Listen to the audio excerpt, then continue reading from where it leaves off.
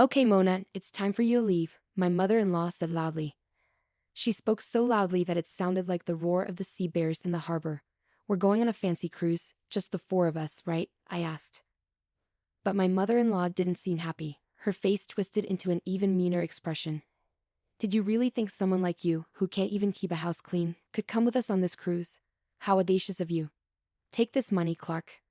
A useless daughter-in-law like her doesn't need to have fun. You can't possibly enjoy a vacation at our level. You're too foolish to even understand that. I didn't argue back against her harsh words. In my everyday life, I was used to being treated poorly with no one to support me. I had already given up hope. My mother-in-law laughed rudely and boarded the ship in a cheerful mood for vacation. My father-in-law and husband didn't say anything either. I looked at the three of them quietly, and as the ship sailed away, I waved and shouted goodbye. Best of luck to you. My mother-in-law started yelling back at me, but I ignored her. You're about to go on a trip I've planned for you, she said. Well, it's the best trip for me, at least. Enjoy the surprise revenge I have in store for you. You'll find out the details when you get there. My name is Mona, and I'm a 38-year-old homemaker. I work as a clerk at a medium-sized company. I've been married to Andrew for 7 years. Andrew and I were friends from our college days. We lost touch after graduating, but we started meeting up again by chance. Eventually, we fell in love and started dating about a year later. Shortly after Andrew and I started dating, he shared a secret with me. He told me he was unable to have children because of a condition called infertility. He looked sad when he told me, saying, "If we're together, we won't be able to have kids." But I wasn't upset by it.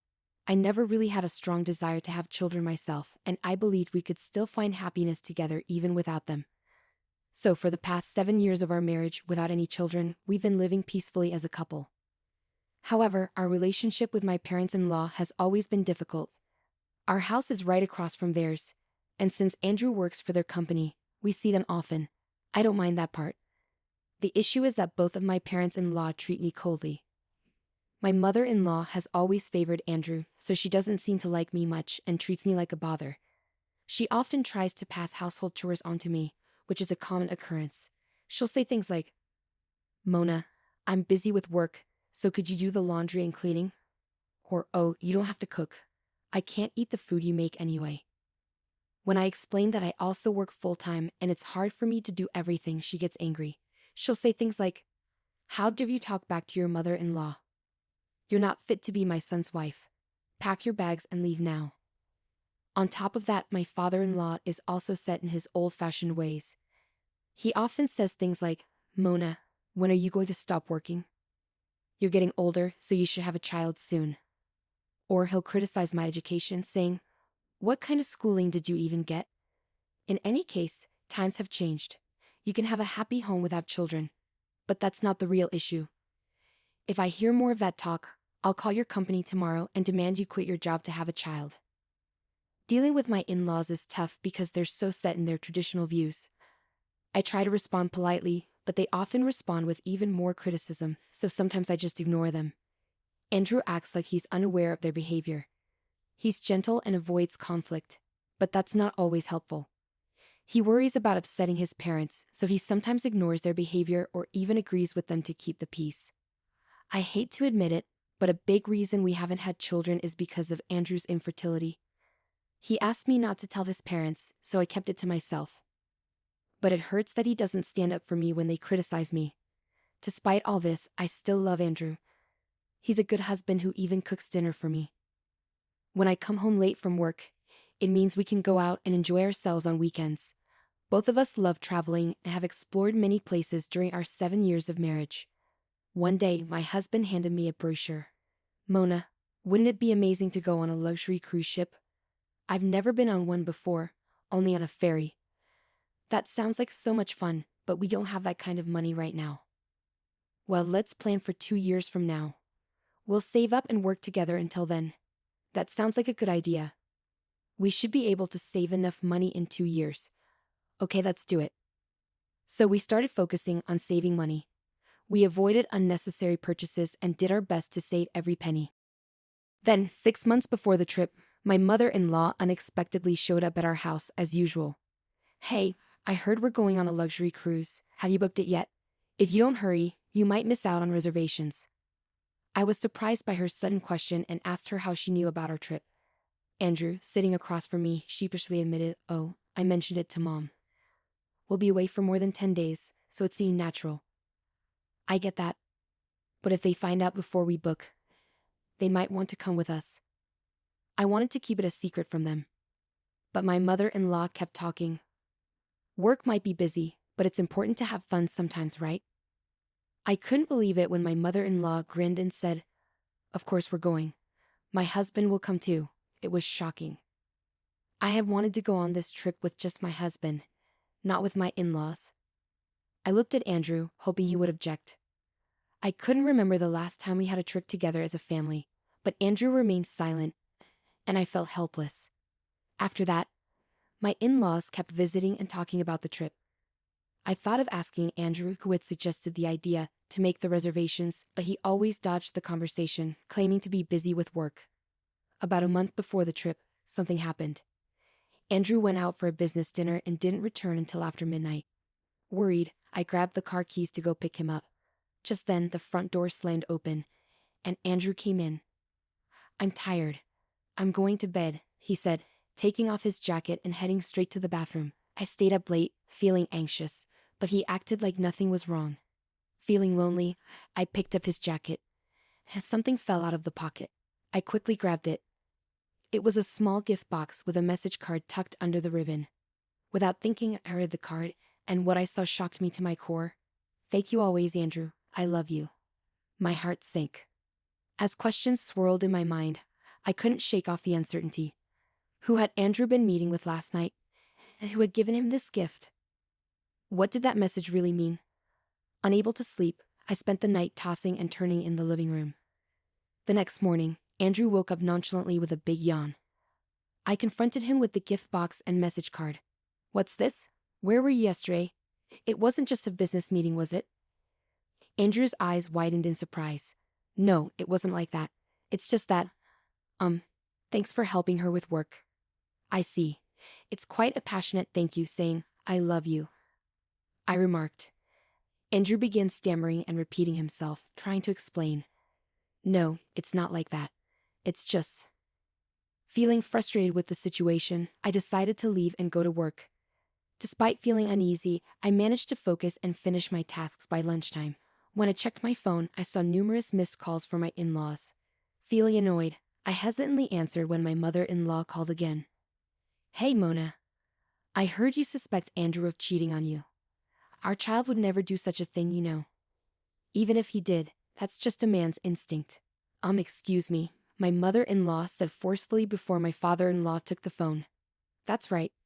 If anything, it's your fault for doing something to make him cheat on you in the first place. Andrew only cheats because you don't have children and are always working. When you get home, make sure you apologize to my son. Got it?" My father-in-law said, spewing accusations before abruptly hanging up the phone. I'd had enough. My in-laws were painting me as the villain, and my husband, who didn't defend me, even sided with them. After enduring it all for so long, I finally decided to put my plan into action. Then came the day of our departure for the luxurious cruise. My in-laws and Andrew happily got into the car, ready for the trip. I would drive separately to the port and join them there. Inside, I felt a thrill of excitement. "It's going to be a fantastic trip," I said, holding back a laugh as I drove towards the port. But when we arrived, I was surprised to find the port quiet and deserted. I unloaded everyone's luggage and made my way towards the pier, breathing in the scent of the sea. Andrew seemed carefree and playful. Then, just as I was about to board, my mother-in-law approached me with a big smile on her face. "Thanks for booking the trip, Mona. We'll see you in 2 weeks. Don't forget to pick us up." Confused, I asked, "What do you mean? Aren't we all going on this trip together?" My mother-in-law sneered and made a nasty face. "Oh, a daughter-in-law is just a stranger to us. Don't you understand? As long as you pay up, we're fine." I stayed silent. Meanwhile, my father-in-law and husband were happily browsing through travel magazines. Andrew noticed my expression, shrugged, and shamelessly remarked, "Seems like it's true. By the way, I haven't seen any luxury cruise ship around. Where is it?" My mother-in-law looked around suspiciously, noticing the lack of other passengers. "Did you get the right location, Mona?" Don't worry, just enjoy yourselves from here, I said as I watched them board the boat. Is this really the right ship? My father-in-law muttered, eyeing the small boat in front of him. It's just a smaller boat to transfer you to the luxury cruise ship. It's a safety precaution, I reassured them. Don't worry, get on board quickly. I urged them onto the small boat with their luggage. Take care, I called to the boatman as they set off. Goodbye. Best of luck to you. With a big smile, I waved goodbye to them. I thought I heard my mother-in-law shouting something, but I ignored it. Once they disappeared from view, I gathered my things and headed back to the car, hoping for a fun trip ahead. Later, when I returned home, I gathered all the belongings I had before getting married, clothes, appliances, and furniture, and placed them in one spot. Just as I finished, my phone rang. It was my mother-in-law. How dare you trick us? There's no luxury cruise ship. Where are we? She shouted. Her frantic tone amused me, and I couldn't help but laugh. After a moment, I decided to respond to her question. There never was a luxury cruise ship. I knew you'd try to leave me behind, so I didn't book anything. Do you really think you could get away with this? Where are we? I could call the police, my father-in-law's voice chimed in. The police? That's a bit much. Don't you think? I simply brought you to your wife's hometown. Did you get a chance to see Aunt Mel? I replied. Once again, my mother-in-law shouted. What are you talking about? Aunt Mel, your older sister Mel. I spoke to her, and she suggested bringing you all there. She'll likely take good care of you, I clarified. Aunt Mel, who was like a mother figure to my mother-in-law, had a strong stance against dishonesty. Despite only meeting her a few times at family gatherings, we had always gotten along well. So, I decided to open up to her and share everything I had been going through with my in-laws and husband. As I had expected, Aunt Mel was furious but immediately offered her support. I'll come pick you guys up soon, she said, ending the call. Shortly afterward, I moved to a new apartment closer to my workplace, which made my daily commute much easier. During the move, I collected evidence of my husband's infidelity. He had been careless, leaving behind plenty of proof. By the time I had settled into my new place, I had gathered enough evidence to support my divorce case. With the help of a lawyer, we successfully finalized the divorce. I also sought compensation for the emotional damage caused by the affair. The lawyer who met with my ex-husband, Andrew, reported that he looked devastated and exhausted. Meanwhile, Aunt Mel, a well-known sports instructor in the local community, had been keeping my in-laws and Andrew extremely busy from morning till night. They were now living a life as demanding as the one they had imposed on me. Aunt Mel mentioned that if they genuinely repented, they could be released from their duties. However, my in-laws' family business had practically gone bankrupt, and they had nowhere else to turn. But their struggles were no longer my concern. I simply hoped to never have to see them again.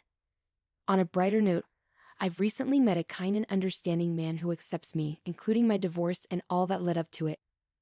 Once his work becomes less hectic, we plan to get married. Although my journey to happiness has been challenging, I'm looking forward to a joyful life with someone who